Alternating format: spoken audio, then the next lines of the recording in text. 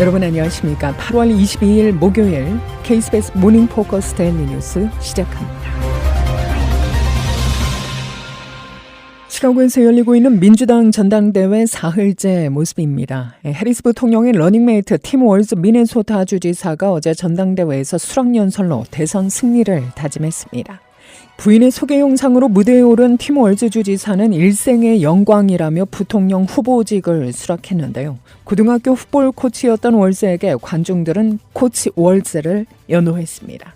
이렇듯 3일차 전당대회는 팀 월즈의 날이었습니다. 월즈의 과거 제자들은 유니폼을 입고 등장해 고마움을 표시했고 또 민주당 주요 인사들도 월즈 지명에 찬사를 보냈습니다. 이어 빌 클린턴 전 대통령은 연단에 나와 우리 팀의 챔피언십 우승한 코치를 보유하게 돼 기쁘다고 말했고 낸시 펠로시 전 하원 의장은 하원에서 함께한 12년간 월즈는 민주당, 공화당, 무소속을 하나로 모으고 공화당 지역구를 민주당으로 바꿔놨다고 강조했습니다. 전날 오바마 전 대통령을 훌륭한 신사라고 표현한 트럼프는 하루 만에 돌변했는데요. 미국의 극초음속 미사일 계획을 러시아에 넘긴 건 오바마일 것이라고 주장했습니다. 또 오바마가 전당대회 무대에서 자신을 인신공격했다라고 비난했습니다. 이런 가운데 제3후보인 케네디 주니어가 이번 주 안에 대선 포기를 선언할 것이라는 보도가 나오고 있죠. 차기 정부 장관직을 주면 트럼프를 지지하겠다는 정치적 거래가 임박했다는 겁니다.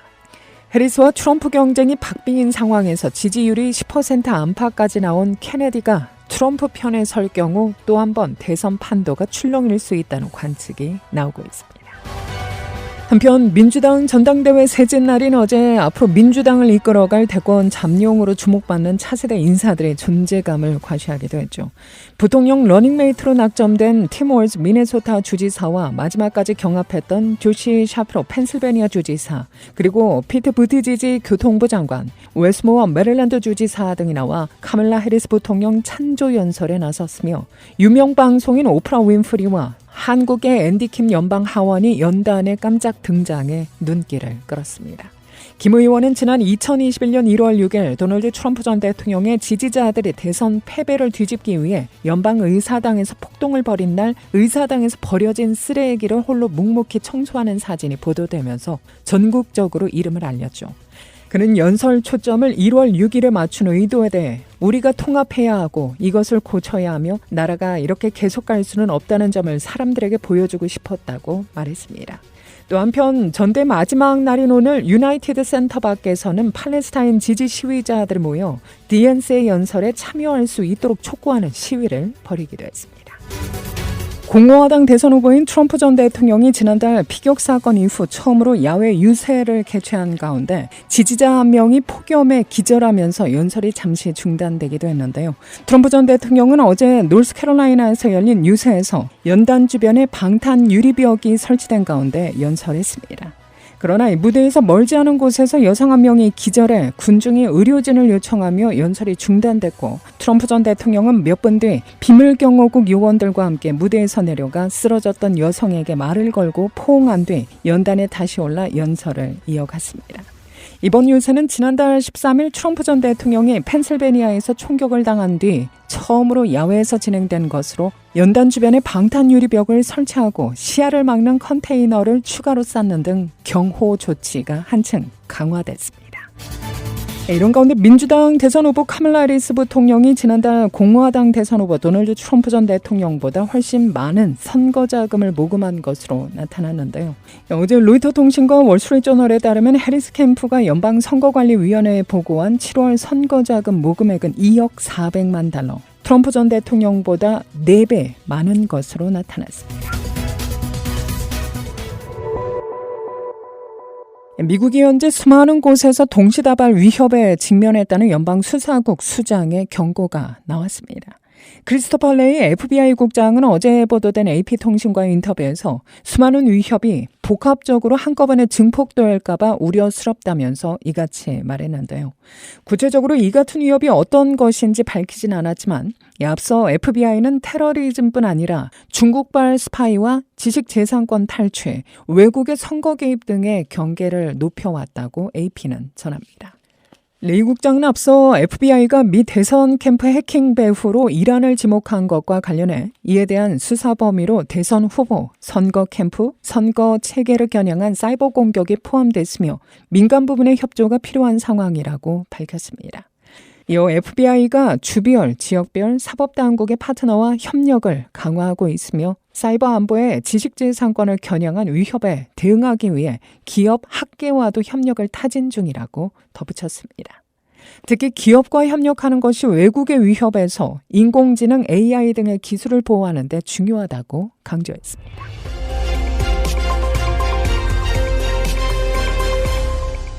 대낮에 피트니스 센터에서 한인 남성이 운동 중이던 다른 한인 남성을 총격 살해하는 충격적인 사건이 발생했습니다. 버지니아주 페어팩스 카운티 경찰국에 따르면 지난 20일 오후 1시 30분쯤 레스턴 지역 선라인스 밸리 로드 선상에 있는 골드짐에서 하태희 씨가 최형춘 씨를 총으로 쏜 후 도주했습니다. 현장에서 달아났던 용의자는 경찰 추격 끝에 8시간 만에 검거됐습니다. 경찰은 피해자와 용의자 모두 체육관에서 운동하고 있었다며 용의자는 피해자에게 다가가 그를 정조준한 자세로 여러 발의 총격을 가했다고 사건 당시의 상황을 설명했는데요. 이어 용의자가 다른 사람에게 총격을 가하지는 않았다면서 불특정 다수를 향한 총기 난사가 아니라 피해자만을 노린 것으로 보고 있다고 말했습니다. 사건 직후 경찰은 헬기와 K9 경찰견을 동원해 대대적인 수색 작업을 벌인 끝에 하태희 씨를 검거했는데요. 아직까지 경찰은 용의자와 피해자가 서로 아는 사이였는지 여부나 범행 동기 등을 파악하지 못하고 있습니다. 또한 범행 직전에 다툼이 있었는지 두 사람 간의 갈등이 계획 살인으로 이어졌는지 등의 여부도 밝혀지지 않았습니다. 피해자 최 씨의 링크드인 페이지에 따르면 그는 서울 출신으로 지난 2017년 메릴랜드 대학교를 졸업하고 현재는 조경 디자이너로 활동 중입니다. 경찰은 용의자 하태희 씨에게 총기 사용과 2급 살인 혐의 등을 적용했습니다. 경찰은 추가 수사를 통해 하태희 씨에게 1급 살인을 적용할 수도 있다고 전했습니다.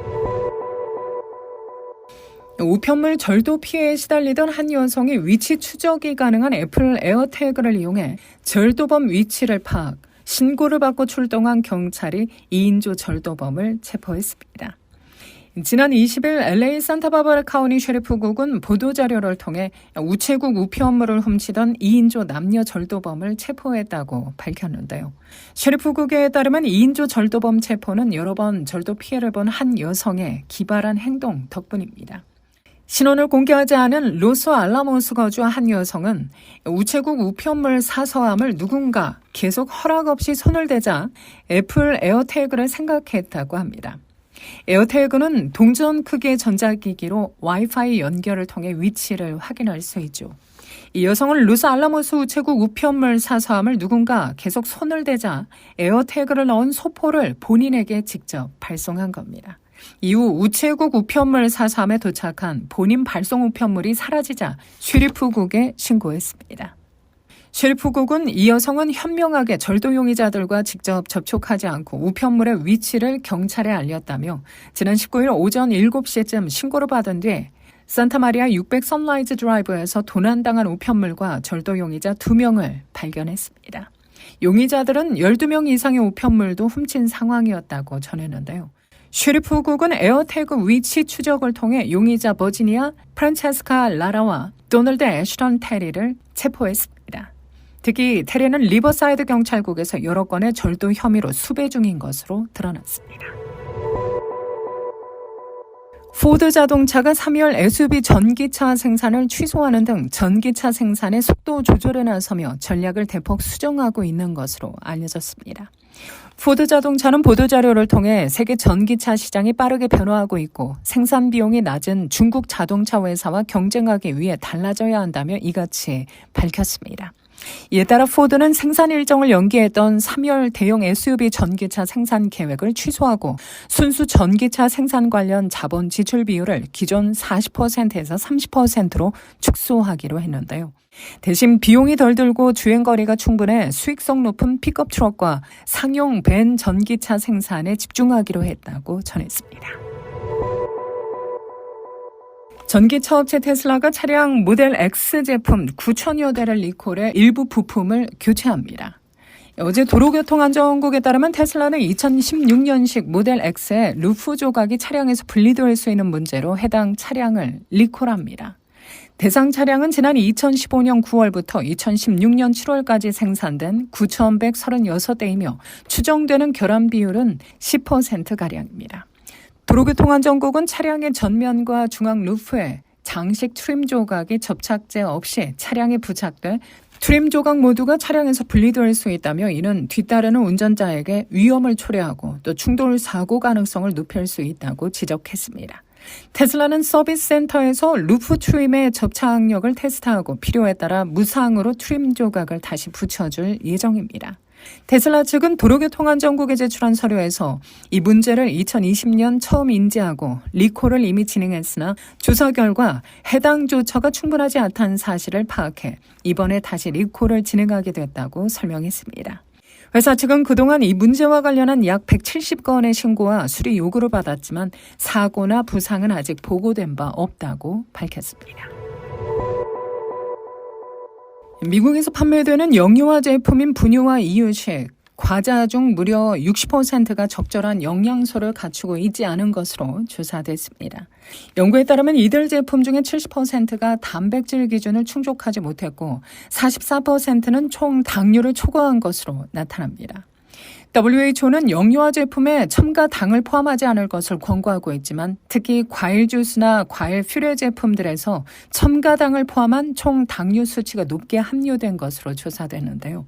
연구진들은 유아기 당분 섭취량이 많으면 과체중이나 당뇨 위험이 커질 수 있고 나아가 평생 당분이 많은 음식을 선호하게 될 가능성이 높다고 우려했습니다.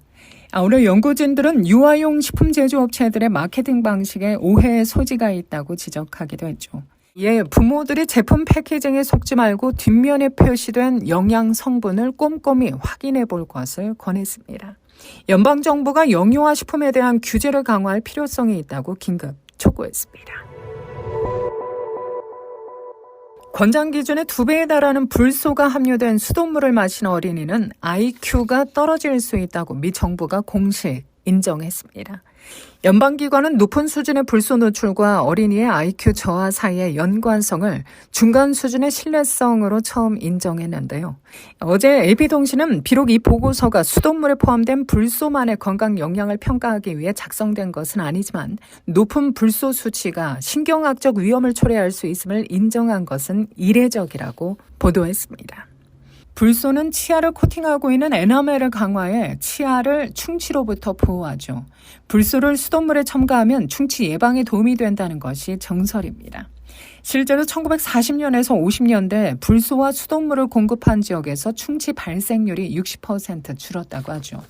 질병통제방센터에 따르면 불소는 치아를 강화하고 충치를 예방합니다. 식수의 낮은 수준의 불소를 첨가하는 것은 지난 세기 최고의 공중보건 성과 중의 하나로 여겨져 왔는데요. 미 연방보건당국은 2015년 이후 리터당 0.7mg을 권장하고 있죠.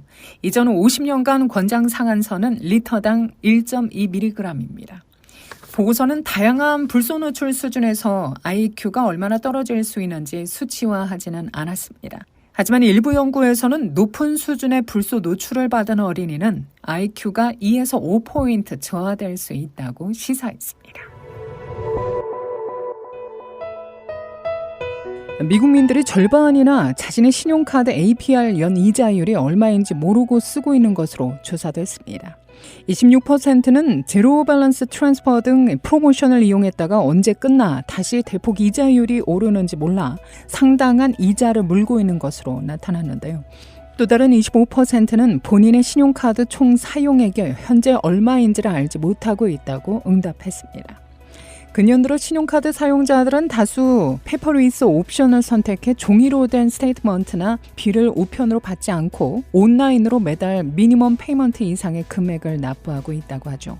이를 감안한 듯 신용카드 발급 회사들은 스테이트먼트에서 APR은 잘 보지 않는 아래쪽에 작게 표시해놓고 있는 것으로 지적되고 있습니다.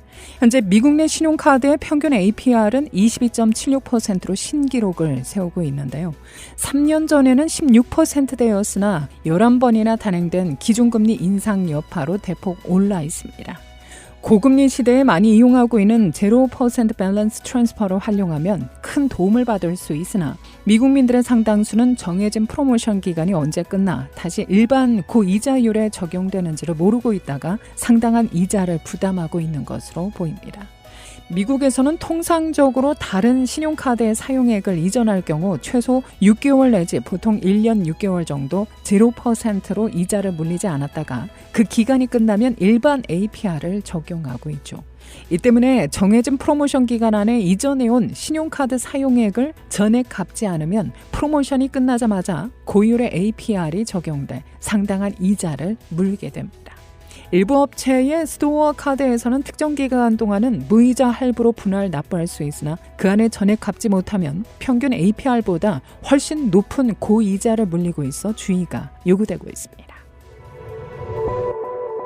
국경수비대회가 어제 보도자료를 통해 국내로 수입될 예정이었던 수상한 화물을 발견해 추가적인 조사를 한 결과 수박으로 위장한 종이 포장 안에서 메삼페타민 4,587파운드를 발견했다고 전했습니다. 화물 트레일러 안에 있는 수박 무늬를 한 종이 포장 덩어리 1,220개가 다 마약으로 채워져 있었던 건데요. 메삼페타민 4,587파운드의 추정 가치는 $500만 초과합니다. 국경수비대는 마약과 이를 운반하던 상업용 트랙터를 압수하고 올해 29살인 트랙터 운전자를 체포했다고 밝혔습니다. 뉴질랜드에서 교통사고로 한국인 3명이 숨지고 1명이 크게 다쳤습니다. 이들은 한국의 스키팀 소속으로 전해지고 있는데요. 피해자들의 정확한 신상은 파악되지 않은 상태입니다. 사고 발생 시각은 현지 시각 21일 오후 3시 15분쯤입니다. 뉴질랜드 아우라키 인근의 한 고속도로에서 승합차와 마주오던 자동차가 충돌하는 사고가 발생했는데요. 뉴질랜드 헤럴드 등 현지 매체 보도에 따르면 사고 당시에 승합차에는 전지훈련과 대회 참석을 위해 최근 뉴질랜드를 찾은 한국인 스키 선수들과 코치 등이 타고 있었다고 합니다. 현지 경찰은 이 사고로 승합차에 타고 있던 한국인 3명이 숨지고 또 다른 한국인 1명과 맞은편 자동차를 몰던 운전자 등 2명이 크게 다쳤다고 밝혔습니다. 현지 매체 뉴질랜드 헤럴드는 이들이 한국의 스키팀 소속이며 훈련을 마치고 이동하던 중 사고를 당했다고 전했습니다. 이와 관련해 대한스키협회는 현재 사고 관련한 내용을 파악 중이라며 협회 차원에서 파견한 훈련은 아니어서 정확한 상황 파악에 어려움을 겪고 있다고 밝혔습니다. 다만 이번에 뉴질랜드에서 사고를 당한 일행은 국가대표 선수단은 아닌 것으로 현재 확인됐습니다.